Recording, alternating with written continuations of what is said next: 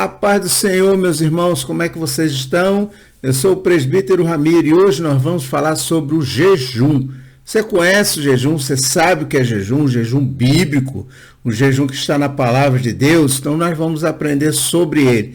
Se você não tem essa prática, se você não pratica o jejum, eu recomendo que você comece a praticar o jejum, porque ele é requerido, pela Bíblia. O próprio Jesus falou muito sobre jejum, os apóstolos faziam jejum, toda a cristandade fazia jejum e nós também fazemos jejum. O jejum é uma prática poderosa, é uma ferramenta de conexão com Deus que não pode ser negligenciada. Faz parte da vida do cristão uma busca de uma conexão íntima com o Senhor e através do jejum nós temos essa conexão. Mas o que é o jejum na realidade? Bom, o jejum é essencialmente abstenção de comida por um período específico, com o objetivo de nos dedicarmos à oração, à meditação sobre as Escrituras.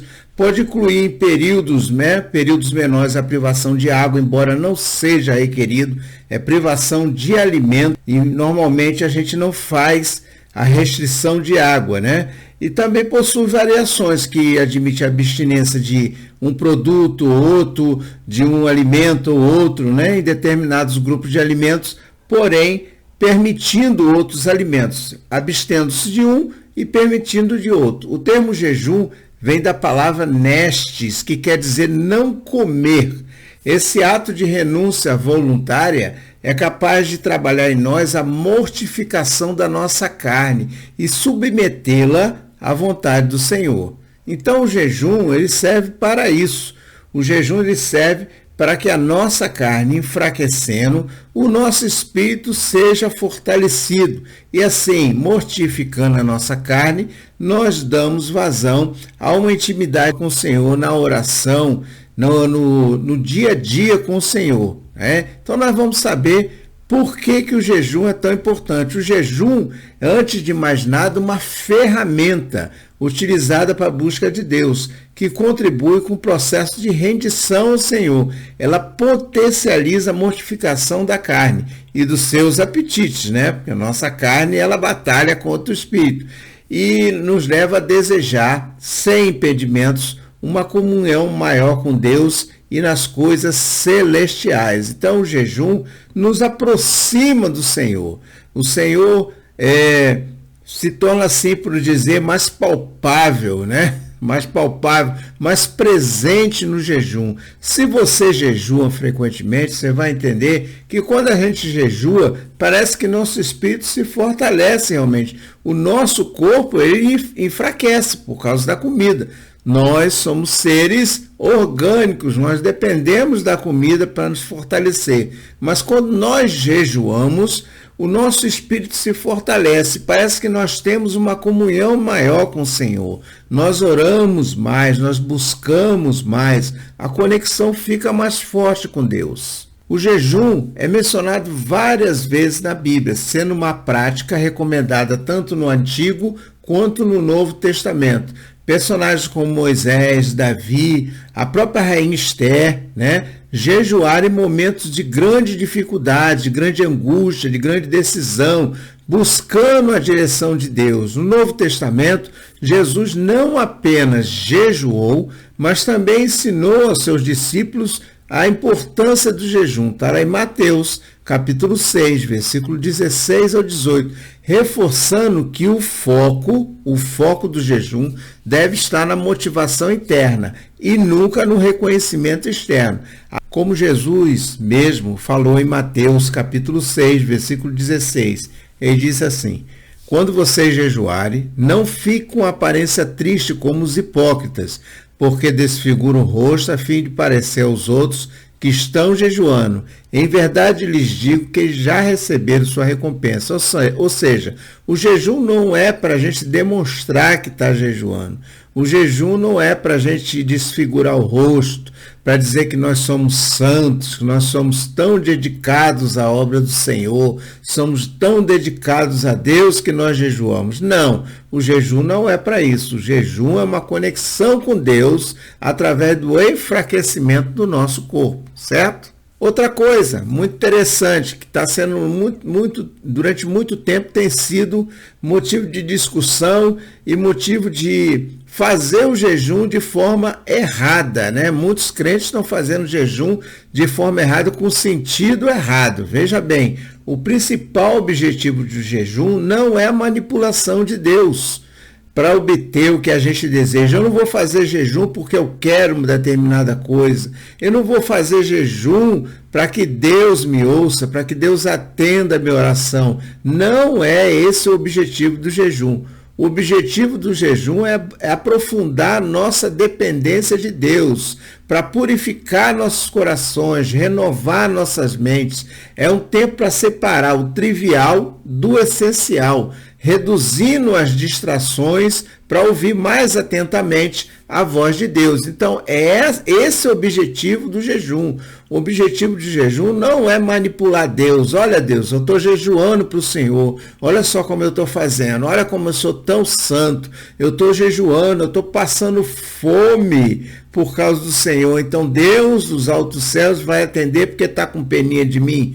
Não é isso que o objetivo do jejum. O objetivo do jejum é você ter uma comunhão maior com o Senhor. No jejum, nós enfrentamos nossas próprias fraquezas e aprendemos a buscar força em Deus e não em nós mesmos. Ou seja, quando você sente fome, porque jejum, meu irmão, é sentir fome. De que forma você faria jejum? Você, quando fica sem comer, você sente fome. Essa história que muito pastor fala assim, irmão, jejum bom é que você não sente fome. Não, a gente sente fome sim. Jesus passou 40 dias em jejum no deserto e teve fome. Se Jesus teve fome, por que você não vai ter, meu irmão? Então, essas coisas que estão distorcendo a validade e o propósito do jejum, né? Por isso que está tão pouco sendo praticado em nossas igrejas, né? Benefício do jejum, né? Quais são os benefícios do jejum? Além dos benefícios espirituais inquestionáveis, o jejum oferece vantagens físicas também. Ele desintoxica o nosso corpo, melhora a nossa função mental, embora é crucial abordarmos o jejum com cautela. Quem pode praticar jejum e quem não pode praticar jejum? Existem certas doenças, por exemplo, diabetes, pressão alta, problemas cardíacos, problemas digestivos, em que a pessoa não pode praticar jejum. Ela não pode. Eu, por exemplo, sou diabético. Então, quando eu faço jejum de 1 hora, no máximo, porque eu não posso ficar muito tempo sem me alimentar, senão a minha glicose pode descer. Então, eu tenho que controlar ela com alimento e além com remédio. Eu tenho problema cardíaco também, eu tenho pressão alta, então eu não posso ficar jejuando à torta e à direita, né? Porque a minha saúde não permite. Se a sua saúde não permite que você jejue, jejue pouco. Faça um jejum curto, não precisa fazer um jejum de 12 horas, de 24 horas, né? Não faça igual um certo pastor que jejuou aí uma semana, né? Tentou jejuar 20 dias e morreu, porque tinha problemas, né? Não faça uma coisa dessa. Deus não requer de você esse tipo de sacrifício. Jejuar é muito mais do que se abster de comida. É um ato de humildade perante a Deus, é um ato de entrega a Deus, é uma busca pela purificação, pelo alinhamento da sua vontade. À medida que nós privamos do que é material, nós somos alimentados espiritualmente e fortalecidos na nossa fé. Olha só que coisa maravilhosa.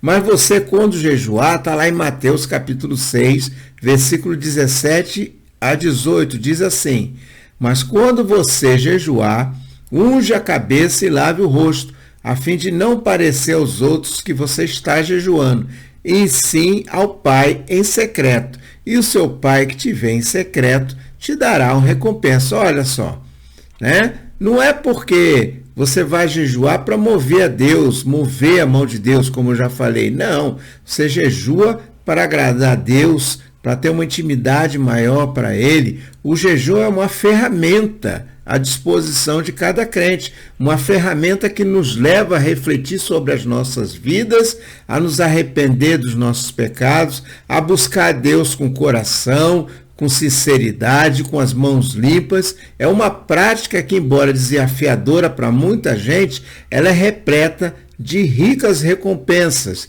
espirituais para aqueles que se dedicam ao jejum com o coração aberto e com as intenções genuínas do seu coração, não é? Então o jejum é importante para nós. Aí você pergunta para mim, uma pergunta que já me fizeram uma vez: quando eu jejuar? Eu sou casado, eu tenho que me abster de relações sexuais? Olha, meu irmão, o jejum é para que você se dedique à oração, não é isso? Para se dedicar à oração. O jejum é para que você se fortaleça espiritualmente. É uma coisa muito interessante aqui, que eu vou mostrar para vocês aqui, que está em... Deixa eu passar aqui para vocês aqui. Ó, 1 Coríntios capítulo 7, versículo 5. Eu botei várias versões aqui para você entender que as coisas funcionam desta maneira. 1 Coríntios capítulo 7, versículo 5, nova versão internacional. Não se recuse um ao outro, exceto por mútuo consentimento, e durante um certo tempo, para se dedicarem à oração, né? Depois, unam-se de novo para que Satanás não os tente por falta de domínio próprio. E outra versão diz: não vos priveis um ao outro, salvo talvez por mútuo consentimento, ou seja, para se privar de contato sexual, você e sua esposa, tem que haver mútuo consentimento. Essa história de que eu estou jejuando em secreto não existe para casal. Tem que se falar que está jejuando. Não, você está fora da vontade de Deus. Por mútuo consentimento por algum tempo, para você dedicar-lhes à oração e, novamente, vos ajuntar para que Satanás não vos tente sobre a incontinência, né? Tá aqui, vamos ver aqui, outra aqui, nova Bíblia Bíblica, tá tudo a mesma coisa, né? Ou seja, o jejum é privação de alimento. A gente se priva de relação sexual um com o outro para se dedicar à oração. Claro, meu irmão, veja bem, a Bíblia, ela dá margem para que você manobre essas coisas. Por exemplo, depende do casal. Se o casal achar por bem não ter relações sexuais no momento do jejum, eles não vão ter. Por quê? Por causa do mútuo consentimento, né? Tá aqui, ó, mútuo consentimento, ou seja, tudo tem que ter consentimento entre você e a sua esposa, né? Deve haver um mútuo consentimento entre você e sua esposa. Nada de fazer as coisas por si mesmo. Vocês são a mesma carne, mas vocês são um casal. Vocês têm que ter mútuo consentimento. Não pode haver um afastamento dos dois de relação sexual sem o consentimento do marido ou sem consentimento da esposa. Não pode haver. Para quê? Para que Satanás não vos tente pela incontinência. Aí o jejum, eu posso ficar sem ter relação? Se você e sua esposa combinarem, amém, pode ter, vocês se apartam e jejuem, e no momento do jejum, no dia do jejum, não tenham relações sexuais. Porém, se um dos dois não concordar, então não haverá essa abstinência sexual. Entendeu, meu irmão? Entendeu, minha irmã? É assim que se procede na palavra de Deus, com mútuo consentimento. Por quê? Porque o seu corpo não é seu, o seu corpo é da sua esposa.